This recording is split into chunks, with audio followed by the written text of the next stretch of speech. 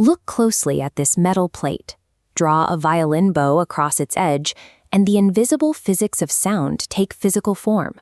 Pale sand violently bounces out of the chaos, snapping into an intricate, perfect geometric pattern. Sophie Germain translated this physical chaos into precise calculation. Because she was a woman in 18th century France, she entered the scientific world through a stolen male identity. Germain's isolation started early. In 1789, as the French Revolution erupted in the streets of Paris, 13-year-old Sophie retreated to her father's massive library. There, she discovered the legend of Archimedes and decided she would master mathematics herself. Her parents considered this highly improper for a young middle-class girl. They actively tried to stop her, confiscating her clothes and putting out the fires in her bedroom to force her to sleep. She simply wrapped herself in blankets and did calculus by the light of smuggled candles, working until the ink froze in its well. From those earliest days, intellectual survival meant operating entirely in the shadows. Prevented from accessing normal instruction, she developed a habit of iterating against every barrier placed in front of her. In 1794, the prestigious École Polytechnique opened in Paris to train the country's elite scientists. Women were strictly banned from enrolling. Germain found a workaround. She secretly obtained the lecture notes for a challenging mathematical analysis course. When it was time to submit the end-of-term written observations, she handed in her work under the name Antoine-Auguste LeBlanc, a former male student who had recently dropped out. The instructor was Joseph-Louis Lagrange, one of the foremost mathematicians in Europe. Struck by the brilliance of this supposedly mediocre student, Lagrange demanded a face-to-face meeting with Monsieur LeBlanc. Forced to reveal her true identity, Germain expected to be dismissed. Instead, Lagrange became her mentor, providing the support she needed to enter the highest levels of French science. But a mentor is not the same as a formal education. Operating as an outsider, without foundational training in calculus or physics, Germain had to work twice as hard just to be recognized by the establishment. A decade later, she set her sights on number theory, striking up a correspondence with the German mathematician Carl Friedrich Gauss.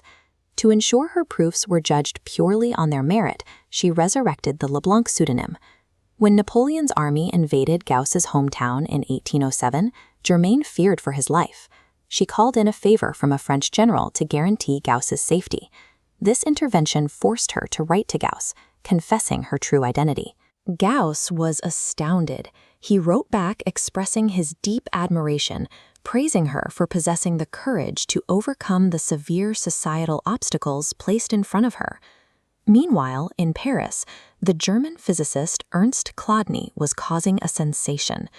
This illustration shows his method for demonstrating those intricate nodal patterns on vibrating sand plates. The French Academy of Sciences announced a prize competition to find a mathematical explanation for these patterns.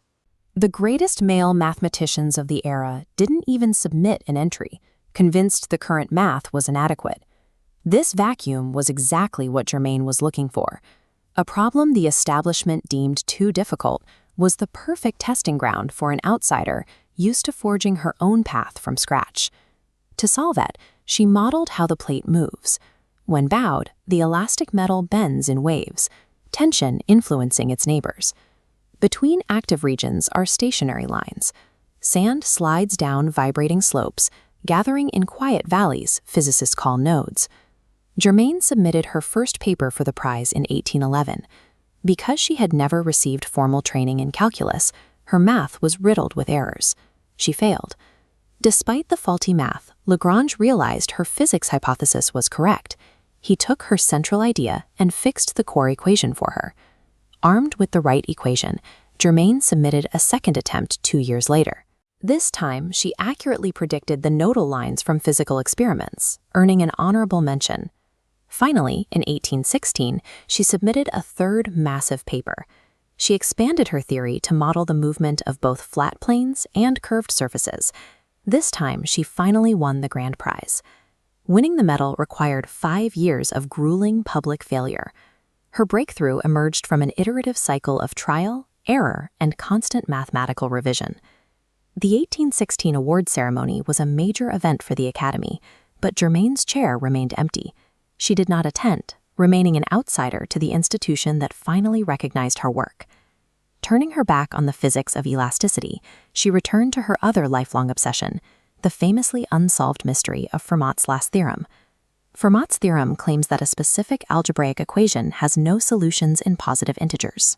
Germain developed a massive theoretical framework to show it was impossible for a specific, vast family of prime numbers.